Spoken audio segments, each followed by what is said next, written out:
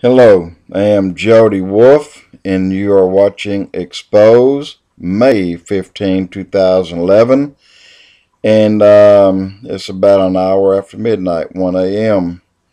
Topic: a narrative of disasters by trying to divide Israel. I'm going to try to give you an overview of what we have done or received, rather, while trying to split Israel. And I'll start with 1991, George Bush Sr. If you recall, he was at the Madrid peace plan trying to work out some sort of peace process in dividing Israel. On the very day, October 1991, if you recall, there was a perfect storm. It destroyed his house at Kennebunkport, Maine, the very day. And I'm going to go ahead and get into an overview of some of the other disasters.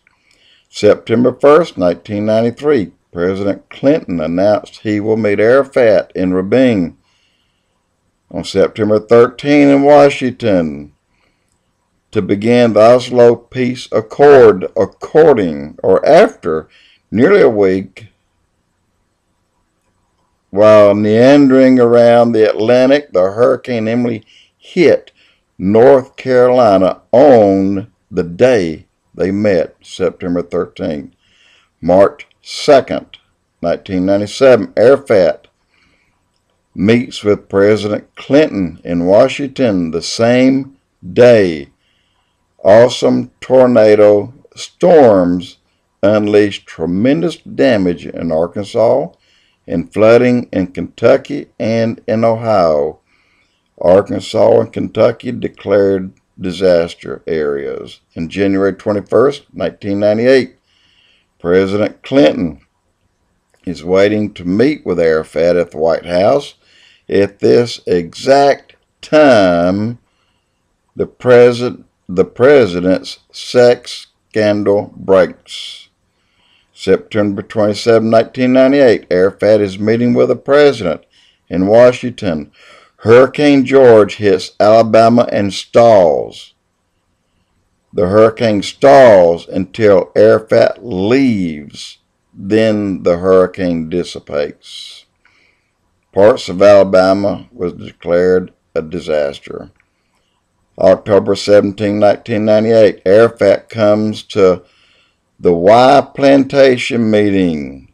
Incredible rains fall on Texas, which causes record flooding. FEMA declares parts of Texas a disaster. November 23, 1998, Arafat comes to America. He meets with President Clinton, who is raising funds for the Palestinian state. On this day, the stock market fell 216 points. December 12, 1998, on this day, the U.S. House of Representatives vote to impeach President Clinton. At the very time of the impeachment, the president is meeting with Arafat in Gaza over the peace process. March 23, 1999, Arafat meets with Clinton in Washington, D.C. Market falls 219 points on that day. September 3, 1999, Secretary of State Albright meets with Arafat in Israel. Hurricane Dennis comes ashore on that very day, after weeks of changing course in the Atlantic Ocean. September 22, 1999, Arafat meets with Clinton in Washington. The day before and after the meeting, the market falls more than 200 points each day, for a two-day record of 524 points. June 16, 2000, Arafat meets with President Clinton. The market falls 265 points on this day. July 12 through 26, Arafat at the Camp David meetings. Powerful droughts throughout the country. Forest fires explode in the west. In uncontrolled fires, by the end of August, fire burned 7 million acres. November 9, 2000, Arafat meets with President Clinton at the White House to try to salvage the peace process. This was just 2 days after the presidential election. The nation was just entering into an election crisis, which was the worst in 100 years. November 11, 2001, Arafat speaks at the United Nations General Assembly and condemns Israel. He later meets with Secretary of State Colin Powell. On this day, Saddam Hussein threatens the United States with nuclear weapons. Within 24 hours of this meeting with Powell, an airplane crashes into New York City, killing 265 people. The crash was 15 miles from where he spoke. May 1, 2002. Under pressures from the United States, Israel releases siege of Arafat headquarters. Massive tornado storms in eastern United States with an F5 very close to the White House. This goes on and on and on. And I want to get to one more point, and then I'm going to end this. I hope I didn't go by it. But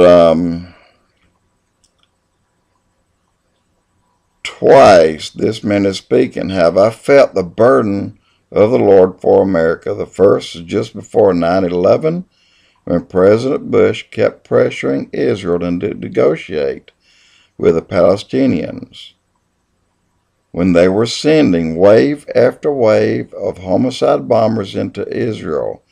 No matter how much Israel or how many Israelis were murdered, the president continued his pressure on Israel. On September 11, 2001, the same homicide bombers released attacked America. America was now under the same attack as Israel. People, this continues. It does not stop. It goes on and on. And that's just a part of it. So what I'm saying, several things. Hundreds of billions, if not $1 trillion or more of damage since 1991 in America. I'm sure the Twin Towers cost a pretty penny. And I know I stumbled through this. I've got a horrible code, but I'm not that smart anyway, so. But believe me, what we're about to do in a few days really could be the nail in the coffin. So this is a narrative of disasters by trying to divide Israel. And I haven't finished them. There are many more. And the worst is going to come. Jody Wolf EXPOZ.